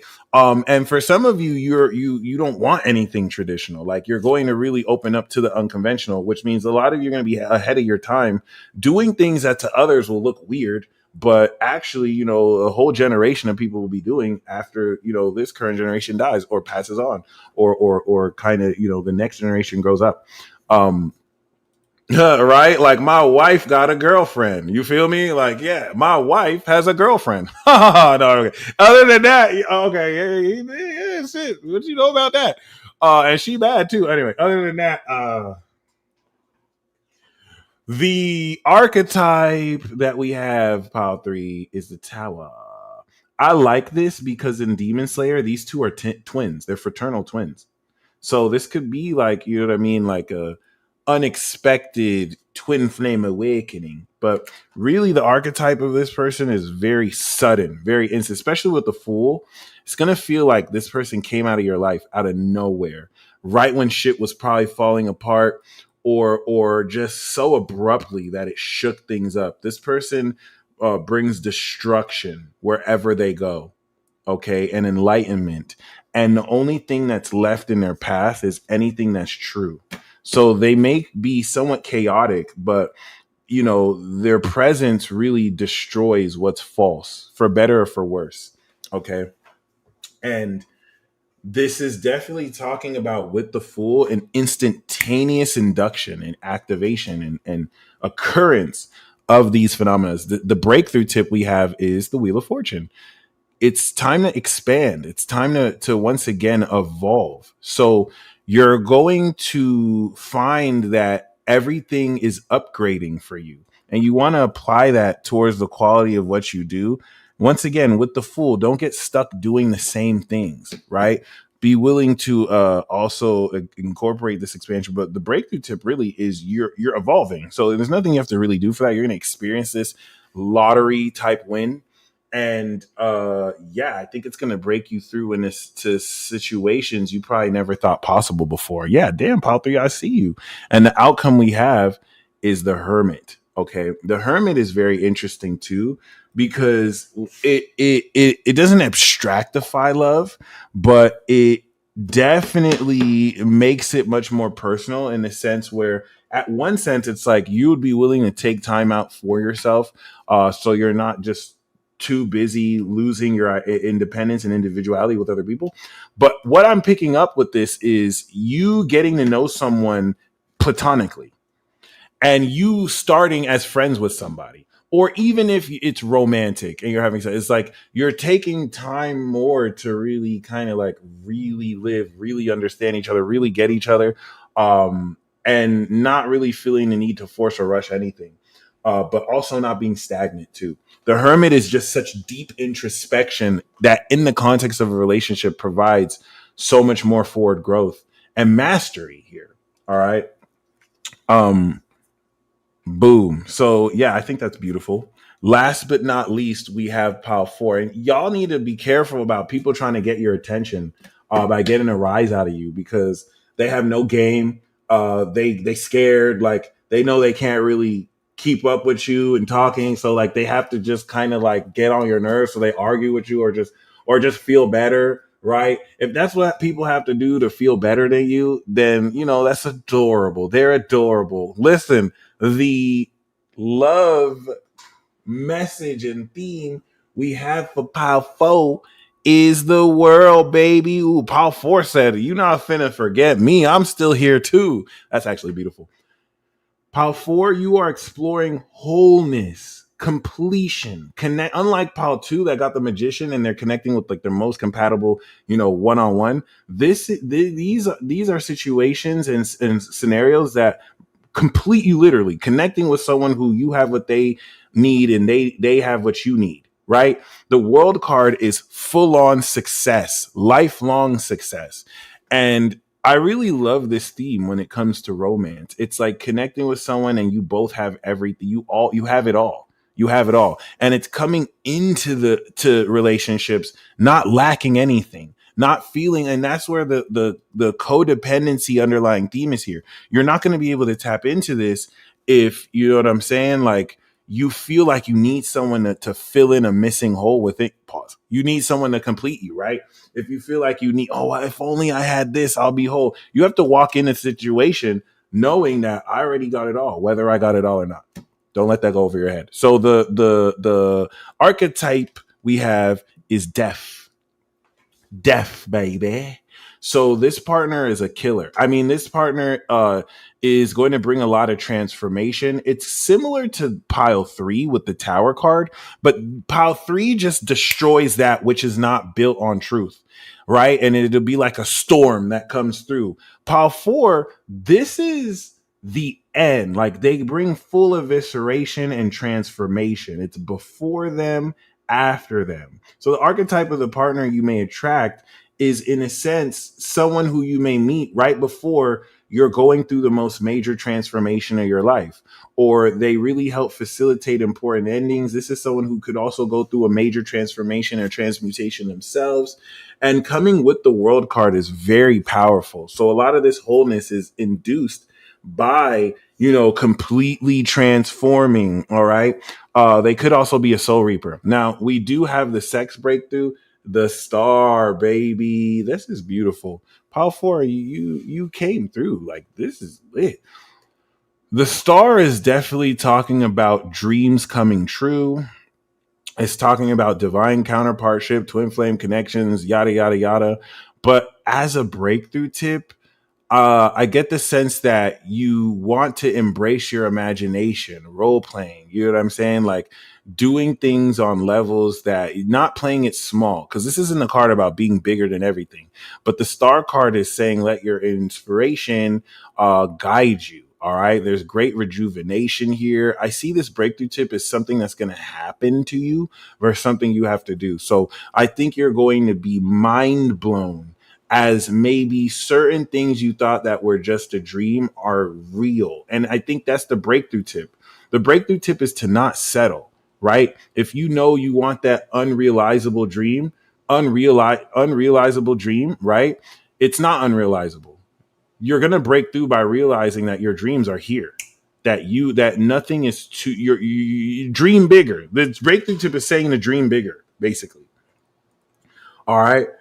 Oh my God. Of course. Of course. And the outcome we have here is the justice card. So this is also like marrying in court versus the Hierophant. That's like a church wedding, right? But the justice card is making important decisions and agreement, right? You're definitely going to be on the same page, especially with the world and the death card. You're going to be in a position where, if any prenuptial agreements that have to be signed or just agreements, contracts, verbal, written, where there's greater fairness that is promoted and everyone is once again on the same page. So that's beautiful. It's a very fair, rational, objective card. All right, guys, we are on the last pick a card reading. Woo, just you see what difference one card and one pile makes. Normally we do 3 piles and 3 cards, right? We would have been done already. But we just added one more pile of these readings and we're like an hour and a half in, which is amazing. All right, last but not least is that moolah, baby. We're going to do career, life purpose, finances, and money. Even though I said money already with finance, but yeah. So the first card is going to be what is the lesson around your career path? The second card is going to be what's your finances looking like? The third card is going to be what is the breakthrough tip in order to maximize your success? And the outcome is what's your destiny, baby? Like what's the outcome of your career exploits, your life purpose, okay? Okay. Oh, by the way, guys, for those of you who, of course, would like a card yourself, you are welcome to click the description box below and I will pull a card for you, minimum $10 per usual. And yeah, this is going to be the last reading that I do until the next month. Hey, guys, I have good news. Shout out to Elaine. Very amazing. She's been video editing for me. I got the first episode of my astrological profiles done. Okay. We Gucci, baby. Where is that? Oh, yeah, we Gucci, baby. I'm going to show you guys a sneak peek. I'm going to upload it to the app so people who are on the app get exclusive access first. But I'm kind of excited about it. I want to show you guys. I'm going to show you like the first few minutes. Guess nobody wants to smoke with me. Nobody. Waning. Yeah, baby. You see that? You see that? I got a new video essay series, baby. Yup. I'm just going to get back to the drawing board. I kind of postponed production, but I'm going to knock out these episodes so that I have them out in advance. Help a brother out. Hit the like button, y'all. Wants to smoke with me. All right, we got the power 1, 2, 3, and 4. Guess nobody. I'm sorry. Yo, that's what's up, man. All right, the underlying theme we have for this is the Hierophant, y'all. So stick to the rules. Unless you're going to maintain integrity and taking a bohemian approach that's unorthodox, the Hierophant is stick with what works. Okay, don't break the rules here. Don't try and do things not by the book, because keeping that consistent. And the Hierophant is also, some of you may need to join organizations, groups. It's not even about being alone or not being alone. There's support for you. There are resources for you. Some of you may be this organizational community gang leader. Okay, so you may be come to for inspiration, for advice. You hold the keys. So the Hierophant is like going to school to learn a craft, taking a master's course, teaching a course, taking a workshop, joining a church or a group that facilitates and fosters a club, right? There's keys to success as an underlying theme you're going to be revealed that is going to break you through into greater success. So if you pick Pal Uno, baby,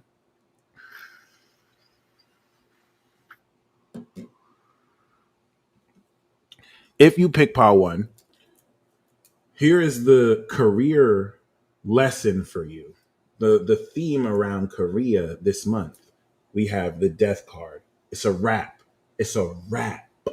It's a wrap. It's over. You're done. You're done. Pack it up. Okay, whatever you thought you were doing, we're done with that. You could be doing the same thing, but you're not going to do it the same way. So it's before and after. Death is being an absolute transformation.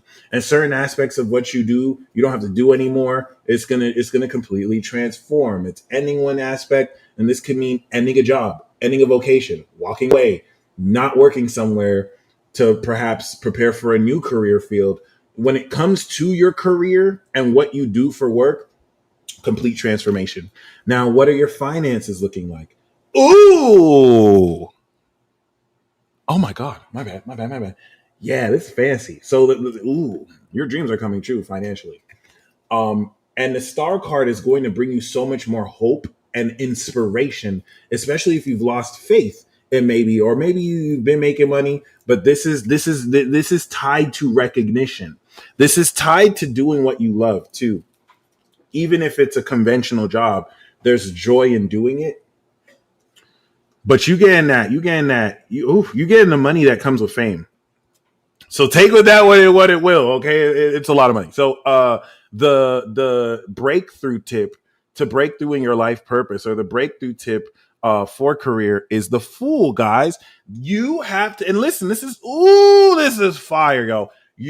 Certain aspects of your career are over, so you have to take a leap of faith towards what it is you really love to do. Like, I think the death card is coming up because some of you would have never taken that leap of faith if you still had that security, right? It's like, well, I'll do what I want eventually. For now, I'm just going to keep working this job. Well, you got laid off or you quit, right? So now you have to take this leap of faith. This is going to break you through. It's not saying to make reckless, impulsive decisions and then blame the world that they didn't work out, right? Have a plan, but sometimes the plan is to wing it and there's no plan. You're going to have that opportunity. This is the tip, and leap at your first opportunity. You want to open towards more non-traditional sources of income and ways of working that might be different or new for you, but will be a new experience. And the outcome that we have is the chariot, baby. So this leap of faith is going to push you forward. You're going, even though an aspect of your career is dead and transforming,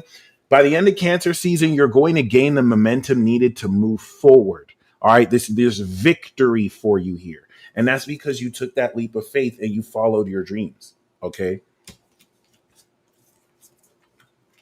Pile one, this was beautiful. This is fucking beautiful. I'm not even gonna lie. Guap, guap, guap, guap. So pile dos, let's go. Pile two. The card we have for career for you.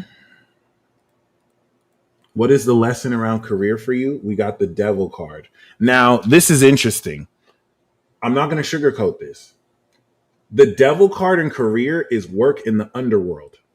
It's quid pro quo situations, right? It's getting paid way less for working too much. Like, somebody could be working you for way more than you are getting paid. But mainly this is underworld work. This is illegal, illicit activity.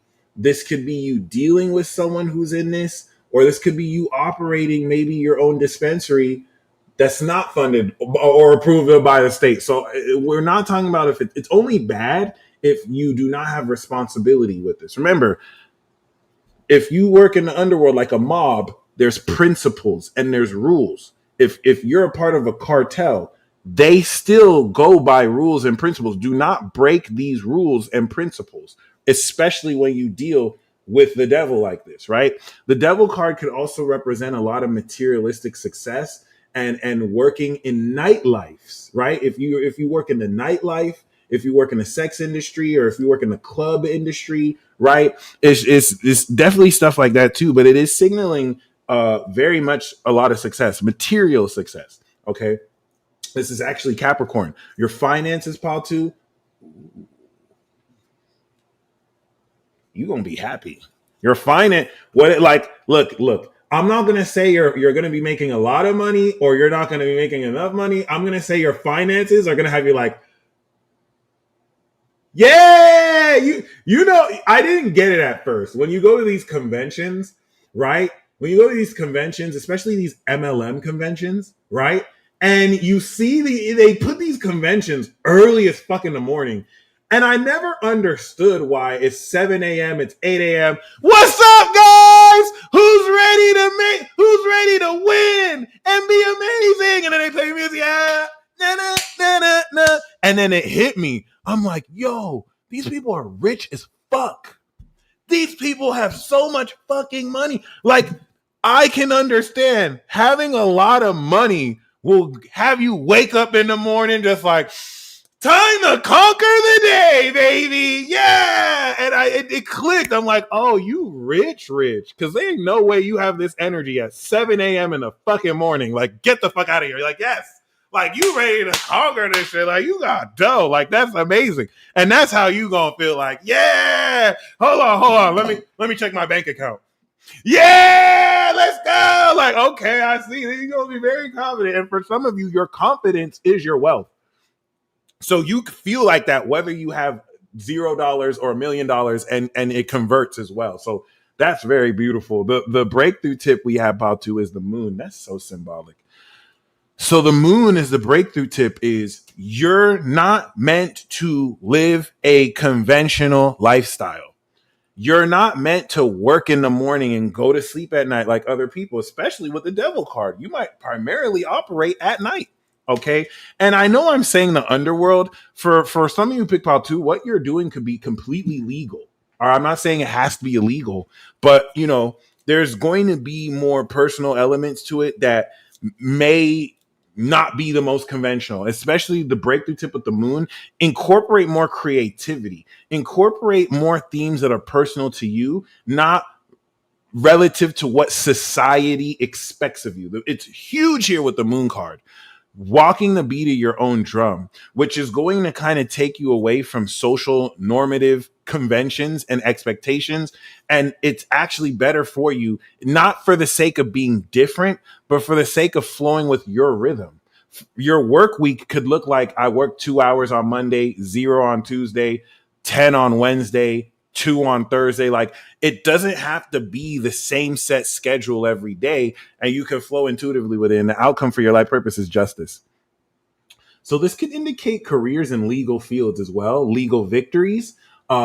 Justice is talking about getting your paperwork in order and ducks in a row. So unlike pile one, that's going to gain forward momentum and victory, pile two, you're going to gain justice. Okay, you're going to make important decisions that now take your career and life purpose and rectify it, make it right in the eyes of the law. And also, you're good. You don't have to worry about any extra stuff or pointless things. Okay. Woo! Next, we have Pal Tree. By the way, Danielle, thank you so much for your PayPal. I very much so appreciate you. Okay, you'll definitely be first. Time for you to learn how to make money like me, baby. I love that.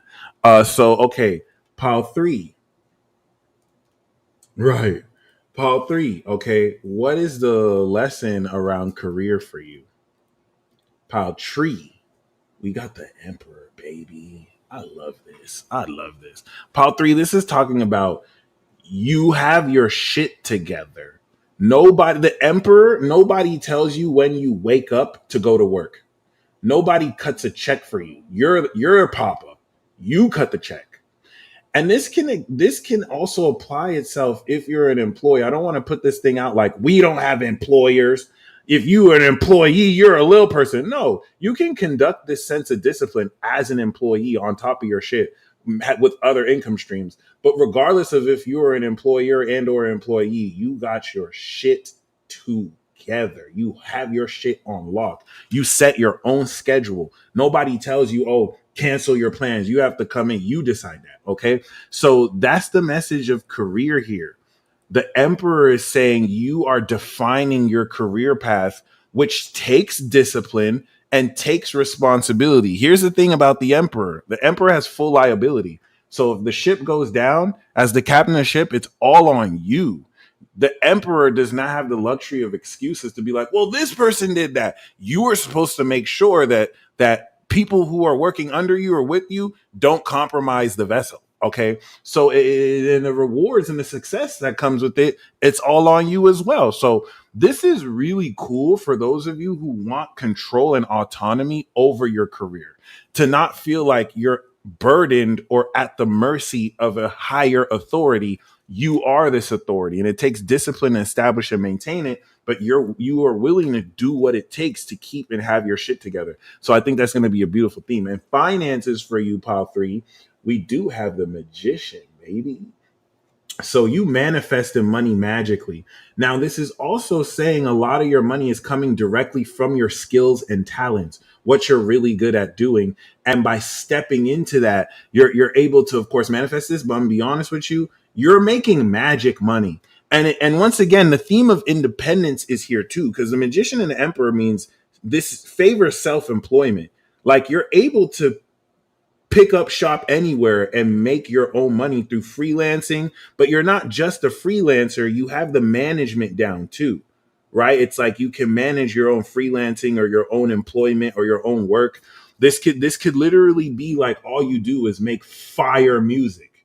You know what I'm saying? But you with the Emperor, you own your publishing, you own your masters, you have a nice distribution deal, whether with the actual label or something. The Magician is you making this music, selling records, but this is you managing the records, right? You're actually able to book shows and manage your career versus just being the talent, but needing that structure. You got both of that, right? And it's beautiful. There's a heavy emphasis on manifesting money and wealth because you keep talking like you're wealthy. You're actively using magic to gain greater wealth.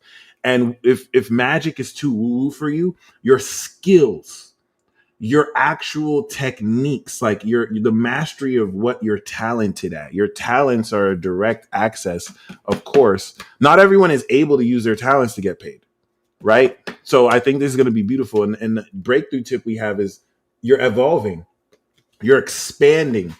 The resources you come into, you want to put it towards expanding and being bigger, right? So let's say you hold down a shop and you come in the success of that shop, you want to take the risk to build another shop. And there's risk that comes with expansion like that, but it's going to break you through. All right. Find ways to be bigger, to be better. All right. And you're going to really find that you level up quintessentially a lot of what you're doing. It's like you've hit the lottery, and the outcome we have for you, Pal 3, is the Lovers. Wow. So I don't want to apply a romantic context to this, but I feel like you're going to have a lot more passion and love when it comes to doing what you do. Now that you have the structure, now that you're incorporating magic and manifestation, and of course, now that you're leveling up, I think this is going to revive a love and passion for what you do like you've never done it before. And it could be romantic too. You could, the outcome could be moving forward in a relationship that directly impacts your career. But I feel this is like, maybe you've always liked what you do, but now you love what you do. You love waking up in the morning. You are so passionate about doing it. And I think that's beautiful. Last but not leasty, we have pile 4. So what is the main lesson around career for you? Well, we have the High Priestess. I love this card because once again, it incorporates intuition relative to how you work your career. So for some of you, this could be being a high priestess, being a psychic, not a fraud, a psychic, being like a very well-known psychic that people know you for being a real deal. Like, oh yeah, they don't say Barnum statements. This person knew that my brother died and I didn't even tell them that I had a brother. Like real deal psychic shit, right? This is also, you could work at a Fortune 500 company and you're like the accountant for the company and you have very powerful intuitions and like you can influence the budgeting for the staff because you've receive visions or gain a strong sense that, hey, maybe we should allocate this much money for this. And your intuition pays off. You know what I mean? Like there's very practical executions for nonlinear expressions of skill like this. But also, you know, with the High Priestess, this is incorporating your sense of spirituality or practice into what you're doing. This is especially cool for those of you who want to make a living serving people in this way. Like maybe you're not a bruja, maybe you own a culandera, or like, you know, you're a santo or a santera, right? Like this is something you can actually do. And the finances we have for you are Judgment. So unlike Pile 1, who's like transforming completely, Pile 4, you're awakening deeper potential to your pockets. Okay.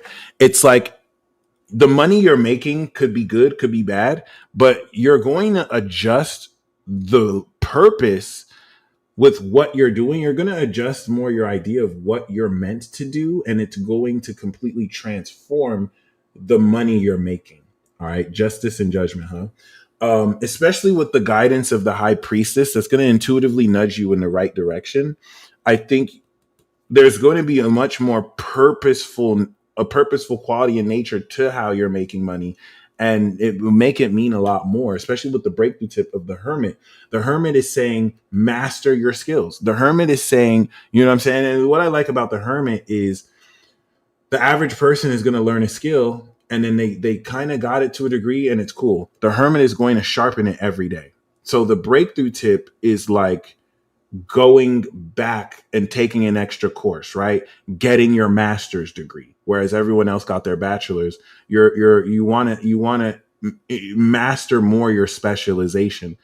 Incorporate a specialization. If you just did general medicine, looking at neurosurgery, right? Looking at something that, especially for the high priestess, like you're going to really be able to master your psychic abilities and intuition to where you're light years ahead of others who claim to do what you do. And the outcome we have is the Tower card, baby. So this is going to bring instant success. That instant success could come through a lot of chaos, right? Like a blessing in disguise, like getting completely fired from your job. And now, boom, you landed a new opportunity. The Tower card is going to destroy everything that within your career is not aligned with truth, is not true, is not what you're meant to do. And that could look like a tragedy, or it could look like winning the lottery overnight. It just speaks to the instantaneous abruptness. July 7th, by the way, Uranus is going to enter Gemini, so that's definitely going to be cool. But yes, shout out to you, Zazu. We have just finished. I'm going to do these live readings real quick, and then after I do the live reading, I'm going to share like the first 3 to 5 minutes of this new series. Okay, I have the first. I'm breaking. It's 12 episodes a season. Each episode is broken into 2 parts, part 1 and part 2. So there'll be like 6 episodes, really 12. Part like episode 1, part 1, part 2. Episode 2 is going to be part 2 of like the first one. All right, and the first one you'll see what I'm going to do. But yeah, so before we get into that, Danielle, all right. Thank you very much for your PayPal. Anyone else who wants a live reading, you're welcome to join the queue. I'm going to pull 5 cards for you. Underlying theme we have is the Emperor. So this could be your Emperor that's holding it down for you. This is also the Emperor within the masculine part of yourself that holds maturity and responsibility. You're coming into more of your power. You're stepping more into your authority. And this is just going to be more pronounced. Now we do have the Hangman. You want to surrender that to which that you can't control, anything that's out of your hands. Your perspective now versus what it's going to be by the end of the season is going to be completely transformed because you surrendered to God, to the universe, what you know is out of your hands and will work in your favor because you surrendered it. All right.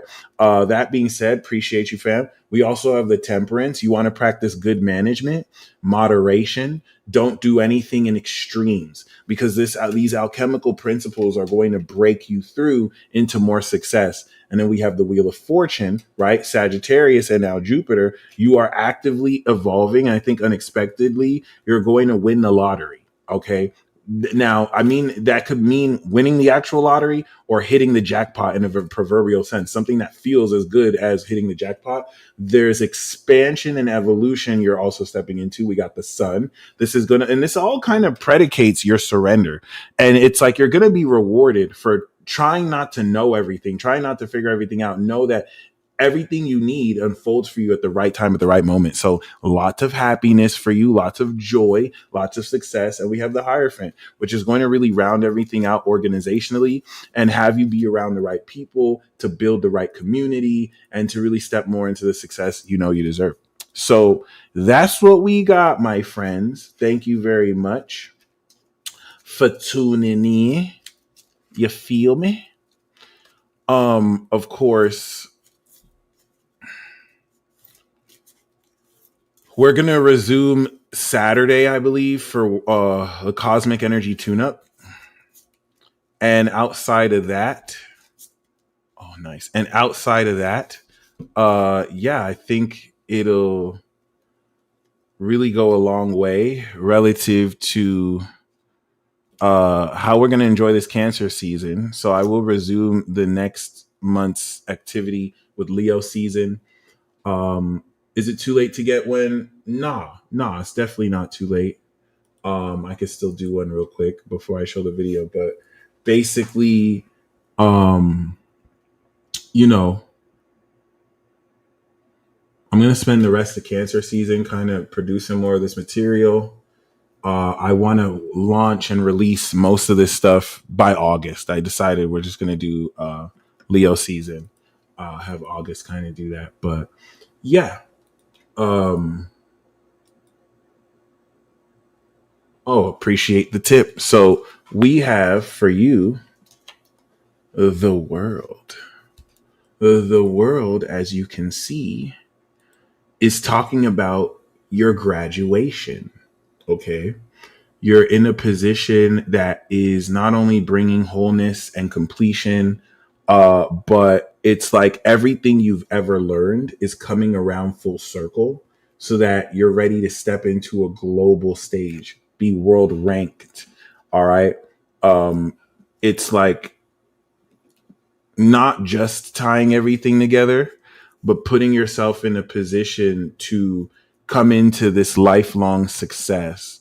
And it's important to know that everything you've been through has worked towards this. So it's not just coming out of nowhere, I think, which is a very important distinction. And I think you'll definitely love it moving forward. Okay. So thank you, by the way. All right. Look forward to that completion. Look forward to everything coming around for you and elevating you as a result. All right, guys. I'm gonna play, I think, the first 3 minutes of this, and then yeah, I'll just end the stream. You guys stay blessed as always. Let me give you a sneak peek of what I've been working at. These are all going to be app exclusive. All right. And I will schedule them to YouTube, but if you want to catch them, I think by August I'll have the first two up there. Okay. Woo! Light of the 19th century. In the waning light of the 19th century, a certain lawyer and mystic penned a strange set of children's novels. Baron Trump's marvelous underground journey and the last president. They spoke of a restless boy named Baron, guided by a man named Dawn, living in a Fifth Avenue tower, traveling through time, wrapped in fate. Who was this author called? Ingersoll Lockwood. Born under the golden gaze of Leo's sun, Lockwood carried the mark of divine dramatism.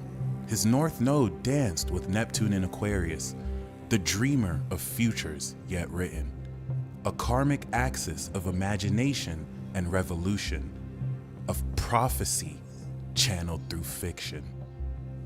The presence of his moon in Aquarius as a vessel of this celestial and futuristic intuitive function, as well as destiny itself, may have led to him subconsciously predicting the events we see today. Over a century later, those very symbols would reemerge. In Donald Trump's chart, we find the sun conjoined Uranus and the North Node, an iconoclast born for disruption, destiny not followed, but forged. His youngest son, Baron, too, carries Uranus tight with the sun, a continuation of the current, the archetype of the time traveler passed down like a flame between lives. Was Ingersoll Lockwood channeling a forgotten timeline? Was the House of Trump always fated to intersect with the mythic? The stars suggest, perhaps. The year is 2006. Italy wins the FIFA World Cup in Germany, and Pluto is reclassified as a dwarf planet. In March 20 of this year, Melania gives birth to Baron Trump. Born moments before the spring equinox, we see that Baron Trump has Uranus conjunct his sun and is only degrees away from the North Node in Aries. This link between Uranus and the North Node with the natal sun is an important factor that we will revisit later.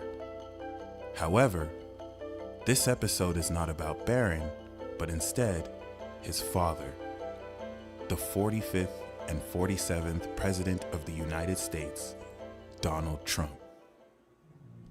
Born at 10:54 a.m. on June 14th, 1946, under the sun in Gemini and the roar of a Leo ascendant, Donald Trump entered this world as a creature of contradiction, communication, and commanding presence. With Gemini's sun in the 10th house, visibility was his birthright. The world would know his name. He would be heard, seen, challenged, and never ignored. Beneath the exterior, a Sagittarius moon burned, emotional boldness, risk-taking instincts, and a drive to pursue greatness from the roots of home. Mars rising in Leo is the warrior's mask, the fighter, the showman, the builder, the brawler. Coupled with Uranus in the North Node in the 11th, his destiny lay with the collective, his fate wrapped in the thunder of public disruption and nationalist identity. What's particularly notable is his 29-degree Leo rising. This is the point aligned with the fixed star Regulus. The 29th degree, an anaretic degree, indicates mastery that when interpreting the AC will denote a mastery of one's personality. Popular recording artist Drake also has a 29-degree Leo rising, and we can see in both figures their ability to not only perform to large amounts of people, but also be embroiled in controversy. Leo is both social and one of the 4 royal fixed signs, making this combination a social personality, and at 29 degrees on the fixed star Regulus aligns him with the archangel star Raphael. All in all, this natal chart represents a radical individual who is destined to change the world with his revolutionary ideas. But with that being said, what does that look like? At age 14,